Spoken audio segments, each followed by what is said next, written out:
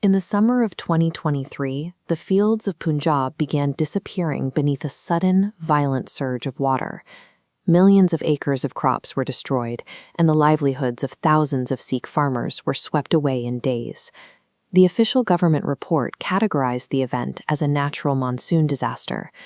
Geographically, however, Punjab translates to the land of five rivers, an alluvial plain that has safely managed heavy seasonal rainfall for centuries without catastrophic failure. Understanding why the water reached these lethal levels requires looking past the clouds and toward the riverbanks. It raises a difficult question. Could the deadliest flood in the state's history have been manually triggered by the very infrastructure built to prevent it? While the monsoon was standard, the behavior of the river system was not. The logs from the state's own water management systems indicate that this disaster was the result of specific manual interventions within the infrastructure itself. After the partition of the region, the Indus Water Treaty gave the Indian government control over three major eastern rivers. This began a decades-long campaign to build massive megastructures to dictate exactly where that water flowed. The centerpiece of this regional system is the Bhakra Dam. Completed in the 1960s, it blocks the Sutlej River to form a massive reservoir in the mountains just above the Punjab plains. On this map, we see the Sutlej and Beas rivers entering the state. The dam's function is to extract this water. A sprawling canal system catches it at Harike Headworks, diverting 90% through the Rajasthan and Bikaner canals to irrigate neighboring desert regions. These concrete canals ferry billions of gallons of river water through an arid landscape, while the farms of Punjab are left dry. Local Sikh farmers are forced to pump depleting groundwater just to keep their crops alive, as their own rivers are drained away. This network was designed as a tool for economic extraction.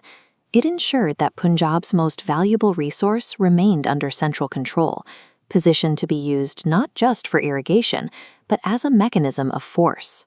Standard operational protocol for any dam is simple. Release water during the dry months for irrigation and empty the reservoir so it has the capacity to absorb heavy monsoon rains.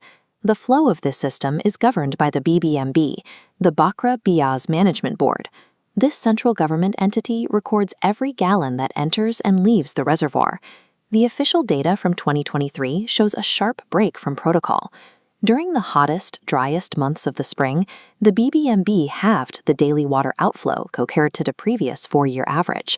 Because they held on to the water in the spring, the reservoir remained high. However, when the July monsoons arrived, the dam was still 120 feet below the danger level. They had a massive buffer zone ready to absorb the rains. Instead of using that buffer, the BBMB suddenly ramped up the daily outflow by over 100%. They blasted millions of cubic feet of trapped water into the plains at the exact moment the monsoon rains were at their peak. There was no engineering requirement for this release. The dam was nowhere near capacity.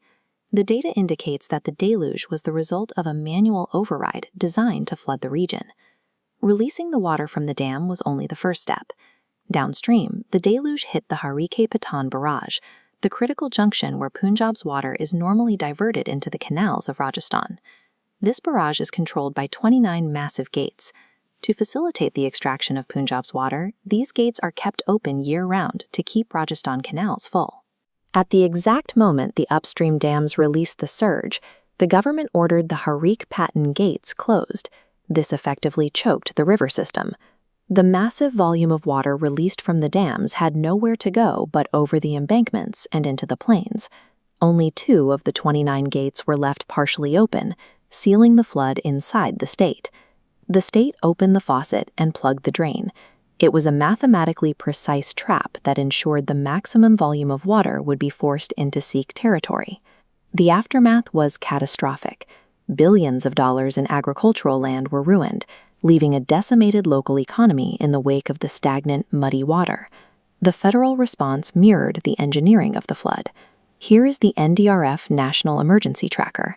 While red alerts were issued for surrounding regions, the NDRF, the National Disaster Relief Force, left Punjab blank, effectively ignoring the crisis in its official records. In the absence of state aid, local Sikhs mobilized their traditional grassroots relief networks. They deployed volunteer rescue teams to save their communities while the government remained silent. As images of community-led relief spread, the state attempted to project its own narrative of assistance. However, military forces were largely stationed on dry, accessible ground, far from the actual victims of the flooding. These PR efforts often bordered on the farcical. High-altitude helicopters were filmed dropping bags of flour from 400 feet into deep, moving water, supplies that would splash uselessly and sink. The 2023 floods represent a modern evolution of state persecution.